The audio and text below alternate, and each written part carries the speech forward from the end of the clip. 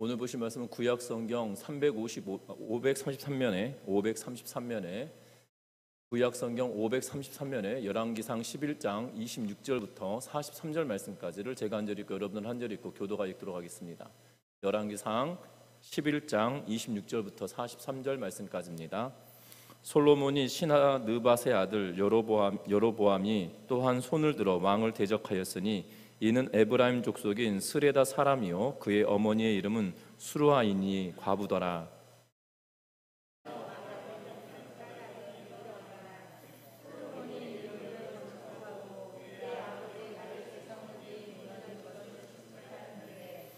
이 사람 여로보암은 큰 용사라. 솔로몬이 이 청년의 부지런함을 보고 세워 요셉 족속의 일을 감독하게 하였더니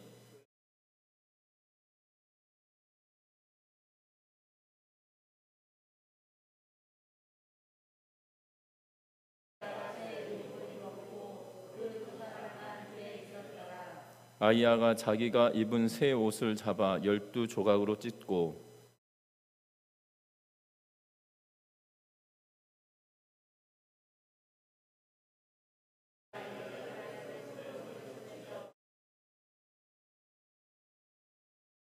오직 내 종 다윗을 위하고 이스라엘 모든 지파 중에서 택한 성읍 예루살렘을 위하여 한 지파를 솔로몬에게 주리니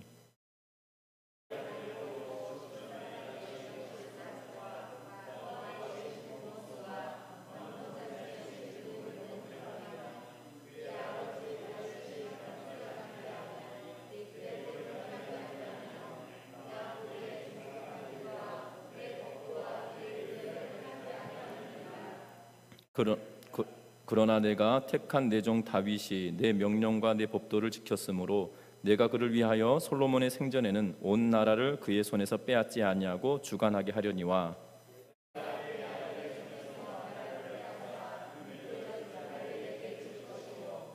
그의 아들에게는 내가 한 지파를 주어서 내가 거기에 내 이름을 두고자 하여 택한 성읍 예루살렘에서 내 종 다윗이 항상 내 앞에 등불을 가지고 있게 하리라.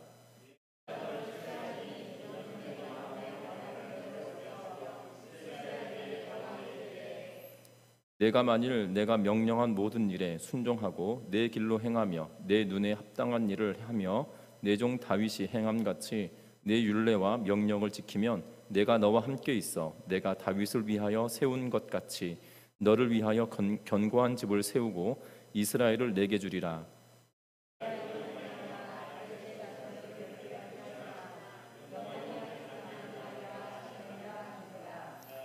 이러므로 솔로몬이 여로보암을 죽이려 하매 여로보암이 일어나 애굽으로 도망하여 애굽 왕 시삭에게 이르러 솔로몬이 죽기까지 애굽에 있으니라.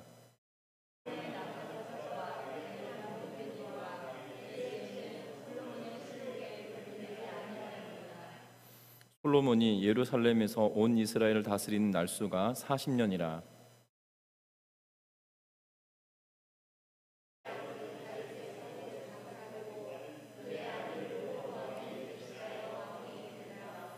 아멘.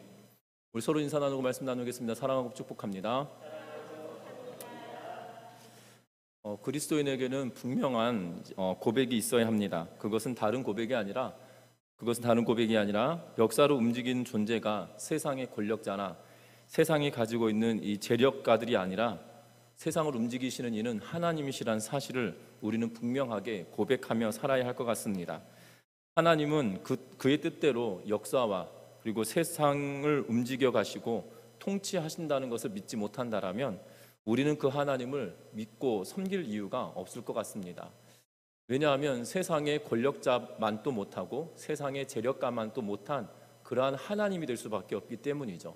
그러나 하나님은 전능하시고 그 전능하신 하나님이 인생을 주관하실 뿐만 아니라 세상의 역사에 관여하시고 간섭하시고 또한 하나님의 뜻을 이루기 위하여 그 모든 과정들을 인도해 가시는 분이 바로 하나님이시라는 사실을 믿고 나아가는 은혜가 있기를 주의 이름으로 부탁드립니다. 우리가 이렇게 고백하고 살아가야 될 이유가 무엇일까요? 그것은 단순히 내 인생에 하나님께서 개입하셔서 독생하신 예수 그리스도를 죽이시면서까지 저와 여러분들을 사랑하셔서 하나님의 백성 삼아주신 것, 거기서 하나님의 역할은 거기서 끝이 아니라는 사실입니다. 하나님은 저와 여러분들의 인생사 가운데 개입하여 주셔서 우리가 하나님의 뜻대로 선택하며 살아갈 수 있도록 수많은 여건과 환경들을 만들어가며 인도해 가고 계시다는 사실입니다. 비록 때로는 우리가 그 선택의 기로에 놓였을 때 하나님의 뜻대로 선택하지 않을 때도 있겠지만, 그럼에도 불구하고 우리를 하나님께서 그의 뜻하신 바대로 만들어 가시기 위하여서 때로는 둘러가는 길도 선택하시며 그 일들을 행하고 계시다는 사실입니다. 제가 이렇게 말씀을 드리는 이유는 우리가 성경을 통하여서 보면 하나님의 일하심과 하나님의 역사하심은 정말 놀랍다라고 여길 수밖에 없기 때문입니다. 특별히 아브라함에게 약속하셨던 하나님께서 창세기 15장에 아브라함에게 약속해 주시지요. 무엇을 약속해 주시냐면 너의 후손이 별과 같이 모래와 같이 많아질 거다라고 말씀하십니다. 그런데 조건을 하십니다. 그것이 뭐냐면 이방 나라에 가서, 다른 나라에 가서 객살이를 400년 동안이나 하고 4대 만에 돌아오게 될 것이다 라고 이야기하며, 그리고 4대 만에 돌아오게 될 때는 나라를 이루게 될 것에 대하여 말씀해 주고 계시는 것을 보게 됩니다. 어떻게 보면 아브라함의 입장에서 보면 400년이라고 하는 시간이 굉장히 손해보는 느낌이 아니겠습니까? 현대를 살아갈 때 그러지 않겠습니까? 우리는 한 명 내 개인의 삶에 대하여서 굉장히 많은 중심 이야기를 두고 생각을 두고, 그래서 나의 인생이 가장 중요하고 소중하다라고 생각하게 만드는 시대에 살고 있거든요.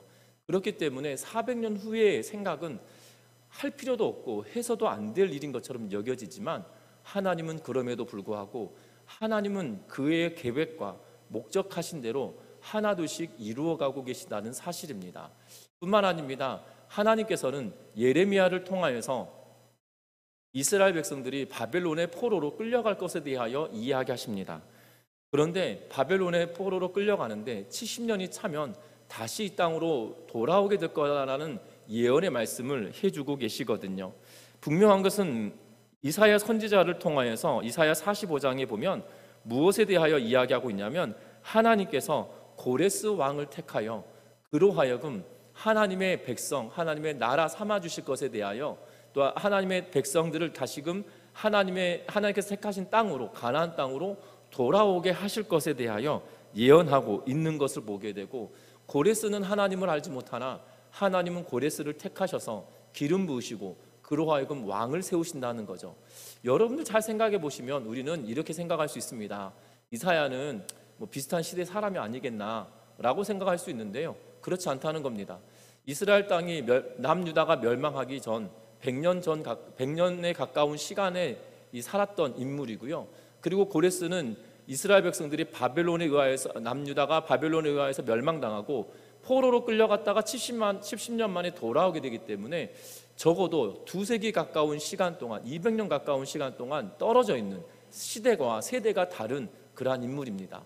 그럼에도 불구하고 하나님은 예언하시고 예언하신 대로 이루시고 이를 조성해 가고 가시는 그러한 모습을 보게 된다는 겁니다.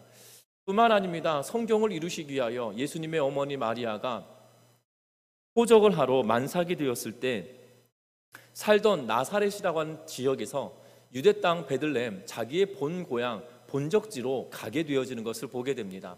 역사적으로 보면 아우구스티누스라고 불려지는, 우리 성경에서는 아구스도라고 이렇게 번역되어져 있는데요, 이 아구스도라고 불려지는 아우구스티누스가 칙령을 내립니다. 왜냐하면 세금 문제 때문에 황제가 칙령을 내려서 통치 자금의 문제와 세금 때문에 인구조사를 목적으로 자기의 본적지로 다 돌아가서 호적 정리를 하라고 이야기를 해요. 그래서 요셉과 마리아가 나사렛에 살다가 베들레헴으로 가게 되는 것을 보게 됩니다. 그 이유가 무엇입니까? 미가서 5장 2절에 말씀하고 계시는 것처럼 베들레헴 땅에서 예수님께서 나셔야 하기 때문이었고, 또한 이 나사렛이라고 하는 지역에서 성장하도록 만드셔야만 했으며, 때 또한 성경은 애굽에서 올라오게 하시는 그러한 약속의 말씀들을 세세하게 이루시고 만들어 가시기 위하여 하나님은 로마의 황제까지도 이용하고 계시는 것을 보게 된다는 겁니다. 그러하기에 인생의 주관자시고 역사의 주인 되시는 하나님이 우리의 아버지 되신다는 사실들을 기억하며 그 믿음대로 살아가는 은혜가 있으시기를 주의 이름으로 부탁드립니다. 이렇게 서두부터 장황하게 말씀을 드리는 이유는 바로 오늘 솔로몬이 우리가 너무나도 잘 알고 있던 그 솔로몬과 다르게 패망의 길로 걸어가고 있는 솔로몬의 모습을 우리에게 보여주고 있기 때문입니다. 우리가 지난주 저녁 예배 때도 우리가 두 명의 인물을 보면서 솔로몬의 대적들이 일어났었다라고 이야기하는데, 이제는 또 한 명의 솔로몬의 대적자가 일어납니다. 오늘 본문의 내용은 여로보암에게 하나님께서 하신 말씀을 기록해 놓고 있는 것을 보게 되는데, 여로보암을 들어서 하나님은 솔로몬의 대적이 되게 하시고, 이제는 솔로몬의 대적이 아니라 나라를 찢어서 하나님께서 나라를 나누시겠다라고 이야기하고 계시는 말씀이 오늘의 내용입니다.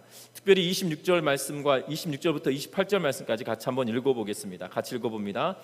솔로몬의 신하 느밧의 아들 여로보암이 또한 손을 들어 왕을 대적하였으니 그는 에브라임 족속인 스레다 사람이요 그의 어머니의 이름은 수르아이니 과부더라. 그가 손을 들어 왕을 대적하는 까닭은 이러하니라.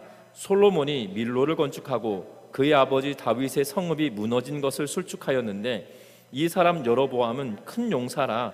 솔로몬이 이 청년의 부지런함을 보고 세워 요셉 족속의 일을 감독하게 하였더니. 아멘. 오늘 본문의 내용은 여로보암에 대하여 소개하고 있는 것을 보게 되어집니다.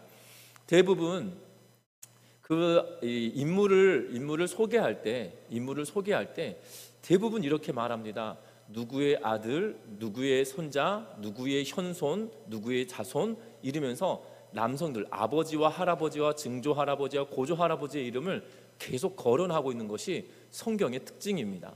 그런데 성경의 특징 가운데 또 하나가 있는데, 어머니의 이름이 거론되어지는 일이 종종 있습니다.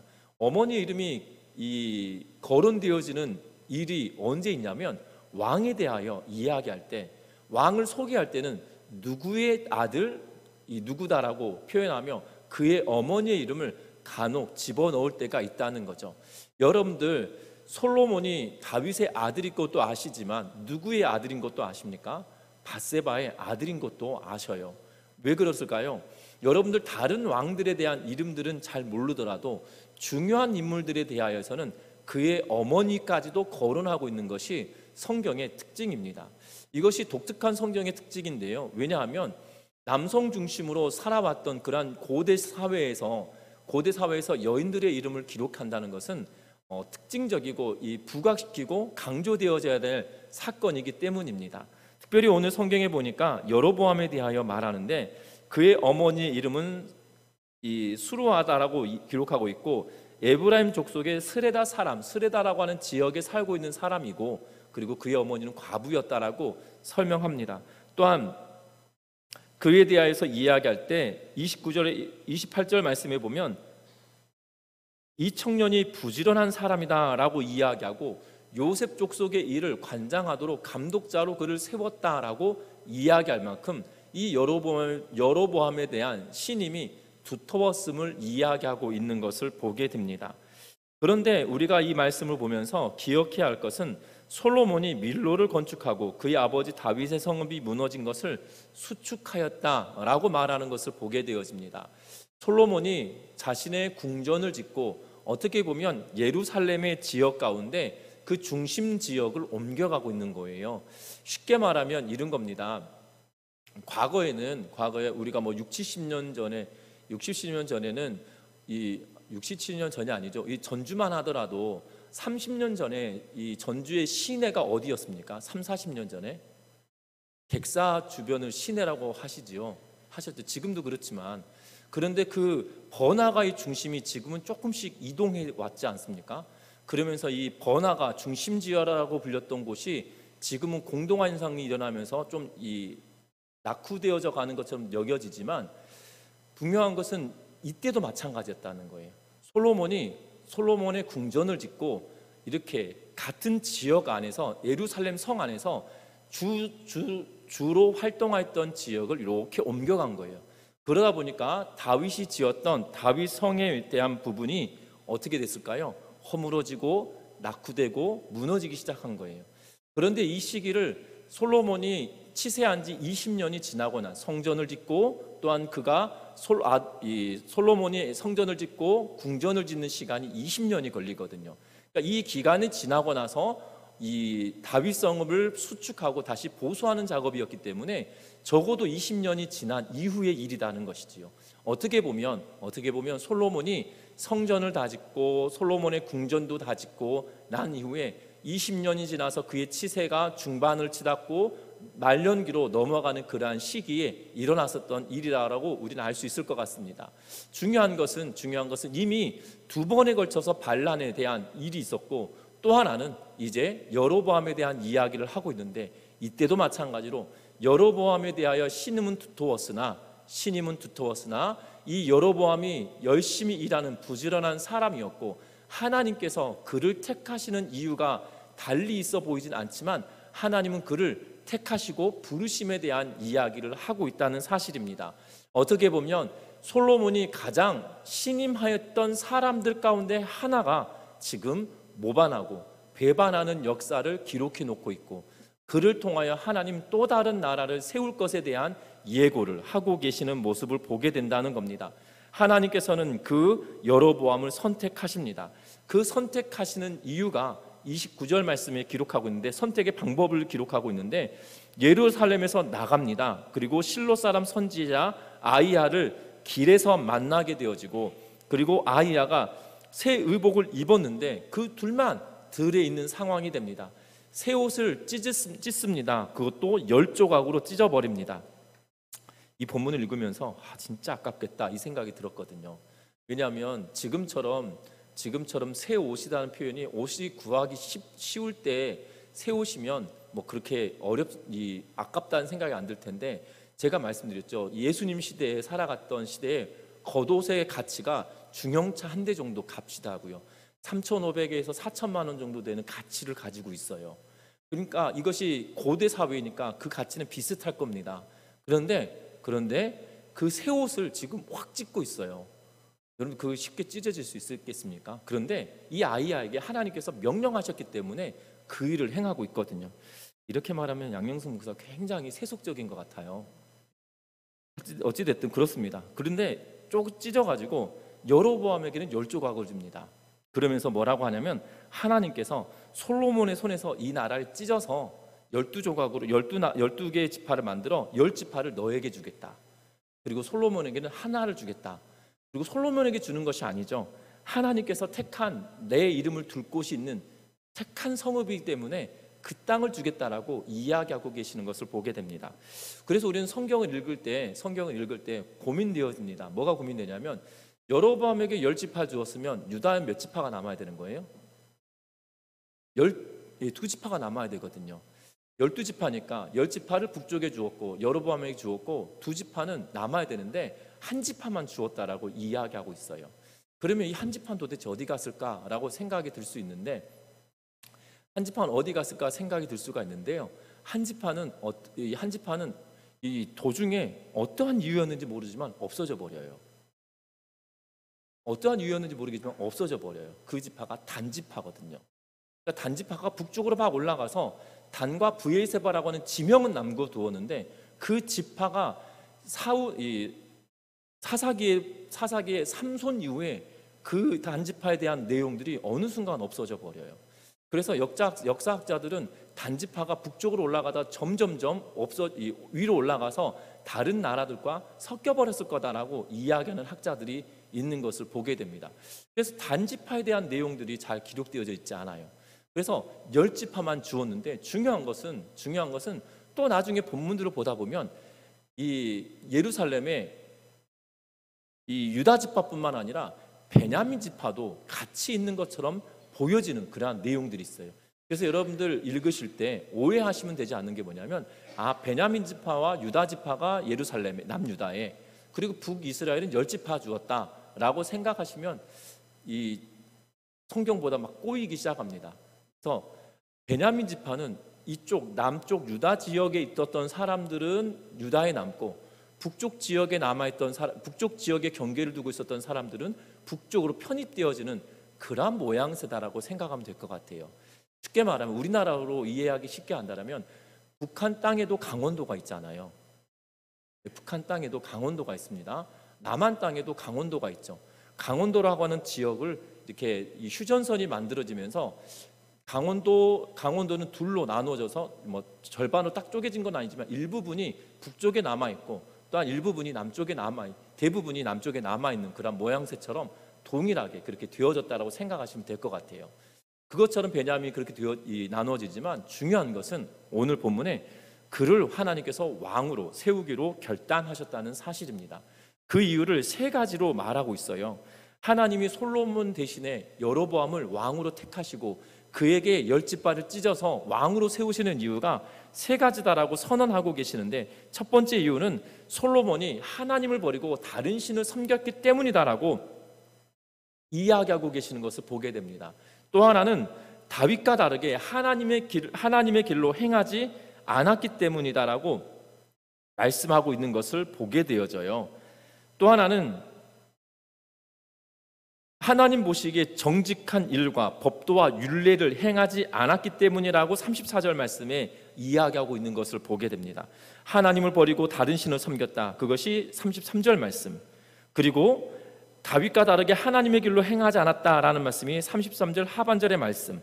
그리고 33절 하반절에 보면 정직한 일과 내 법도와 율례를 행하지 않았다라고 하면서 33절의 말씀과 34절의 말씀을 통하여서 이 세 가지 이유 때문에 솔로몬에게 나라를 빼앗아서 그 10지파를 너에게 주겠다라고 지금 이야기하고 계시는 모습을 보게 된다는 겁니다.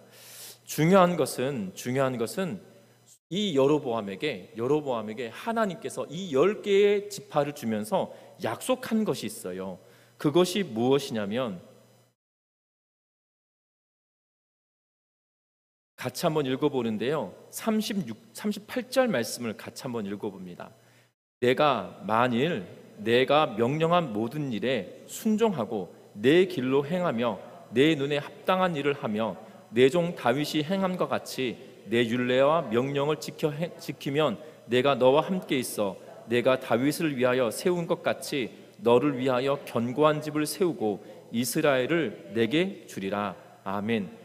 오늘 말씀 여로보암에게 뭐라고 말하냐면, 내가 10지파를 주고 너가 순종하고 너가 말씀대로 지키고 다윗처럼 살아가면, 율례와 명령을 지키면 내가 너와 함께 있겠고, 그리고 다윗을 통하여 이 나라를 견고하게 세운 것처럼 내가 이스라엘을 너에게 주겠다라고 하나님께서는 말씀하고 계시는 것을 보게 됩니다.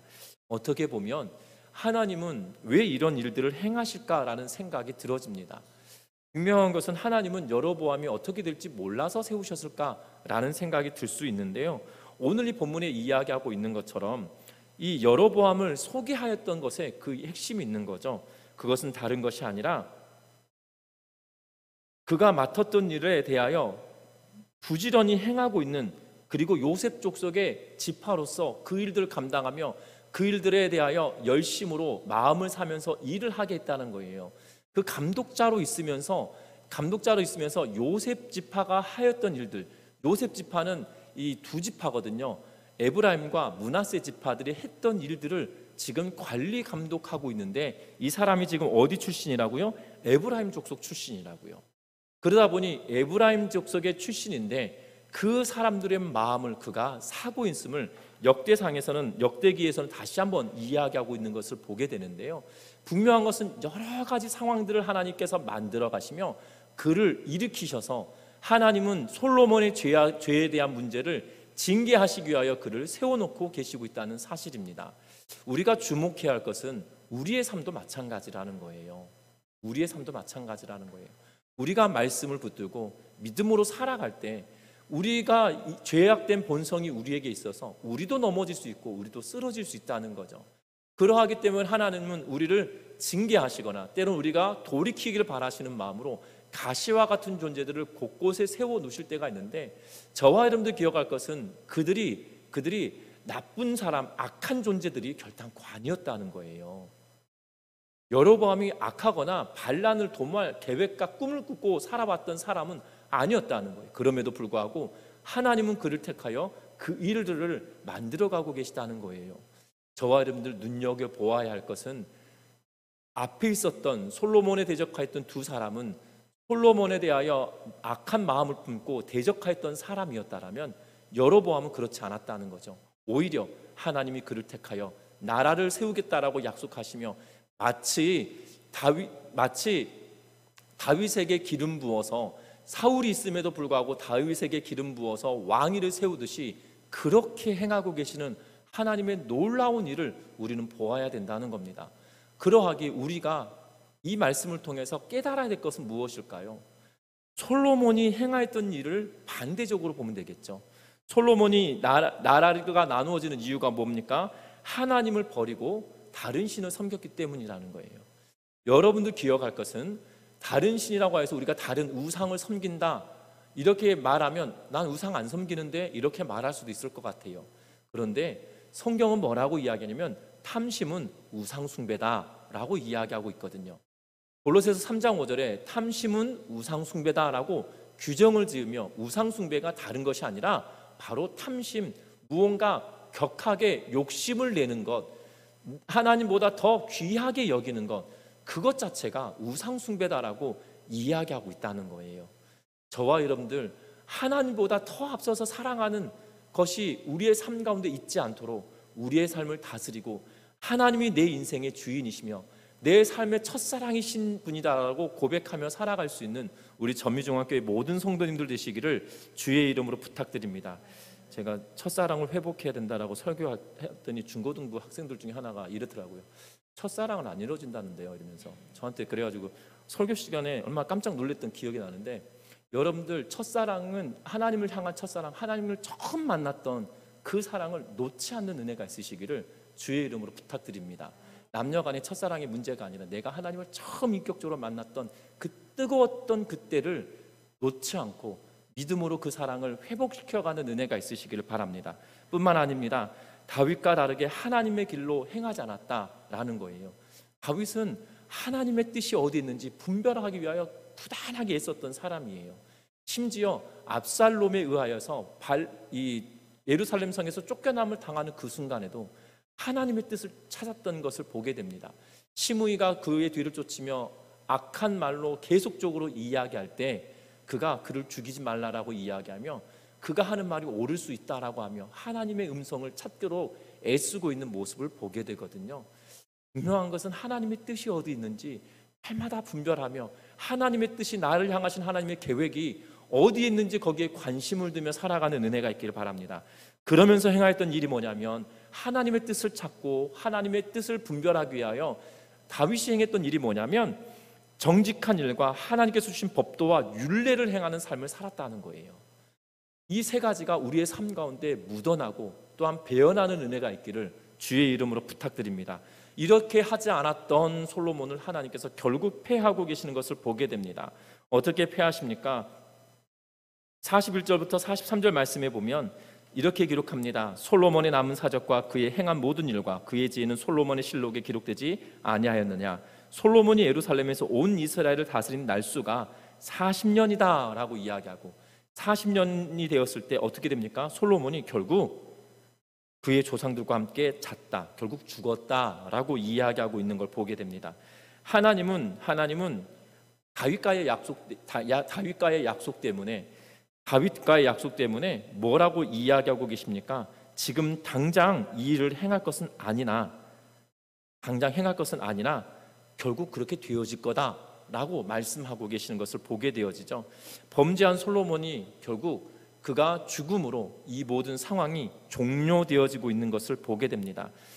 사랑하셨던 솔로몬은 결국 패하고 결국 죽음으로 그의 지위는 끝나게 되어지고 또한 하나님께서 베풀었던 은혜와 사랑을 배반하고 또한 하나님을 멀리하였던 그에게 하나님은 결국 그 모든 것들을 주었던 것들을 다 빼앗아 버리는 그러한 상황으로 보여지게 된다는 거죠. 솔로몬의 영광은 놀랍게도 우리의 속담이 아니죠. 옛날 어른들의 말이 만석군이 망하면 몇 년은 산다고요? 3년은 산다 이런 말 있잖아요. 부자가 망하면 3년은 산다라는 격언들이 있는데 놀라운 것은 솔로몬이 죽고 나서 르호보암 때문에 완전히 순식간에 나라가 퇴망의 길로 확 가버리는 것을 보게 되어집니다.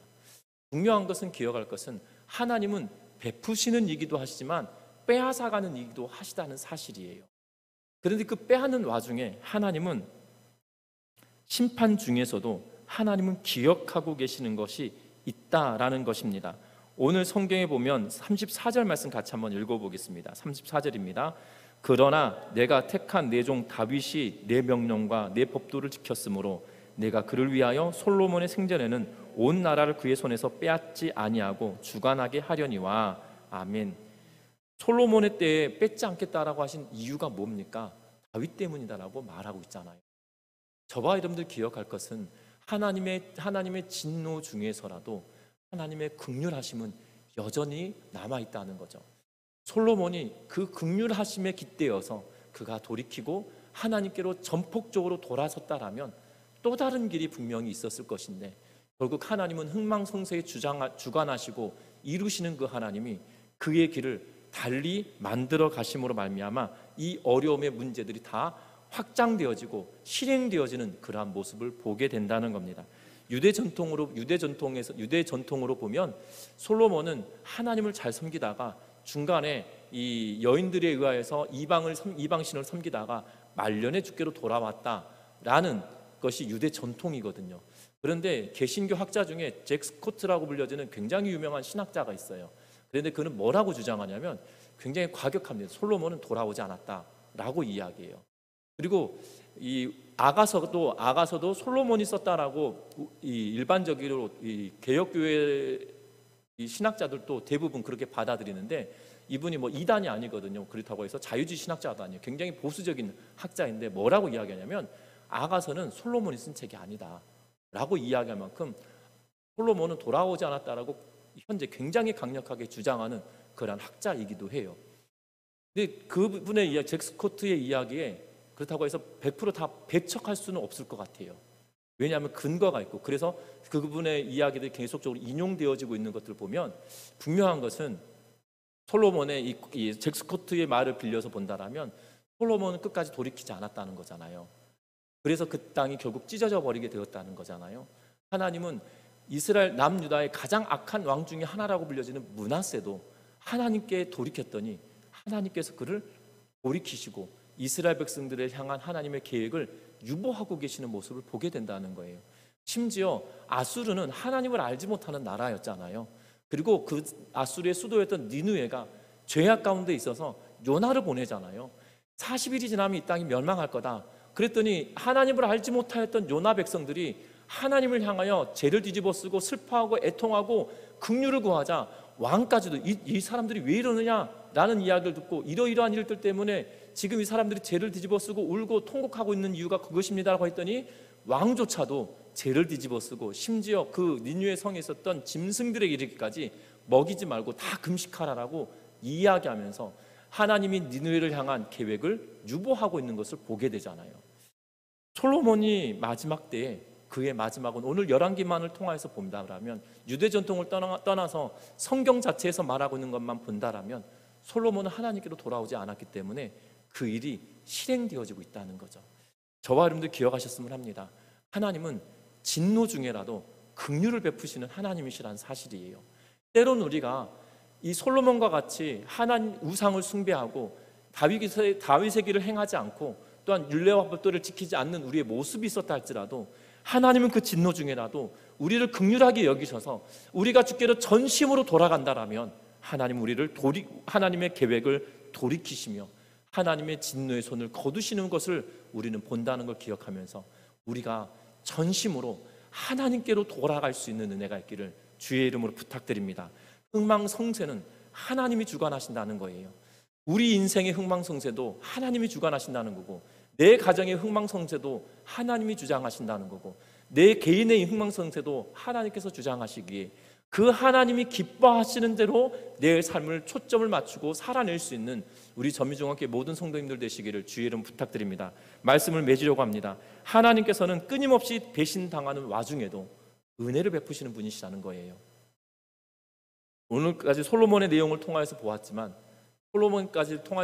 이 열왕기를 통해서 계속 보면 계속적으로 배반의 역사가 시작되어지고 배반의 역사가 끊임없이 이루어지고 있거든요.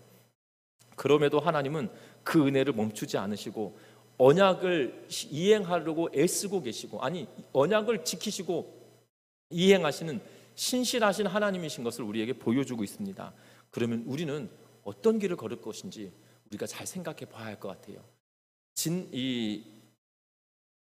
진노 중에 긍휼을 베풀어 주시는 분이시기에 그 긍휼만을 바라고 사는 것이 아니라 진노가 우리에게 오지 않도록 우리의 삶을 다윗의 길을 향하여 나아가고 하나님을 섬기는 것에 전심을 두고 하나님의 율례와 법도를 지키는 일에 우리가 전심을 다한다라면 하나님은 진노를 베푸시는 것이 아니라 은혜 위에 은혜를 더하여 주시는 분이라는 걸 기억하면서 믿음으로 살아낼 수 있는 우리 전미중학교 모든 성도님들 되시기를 주의 이름으로 부탁드립니다.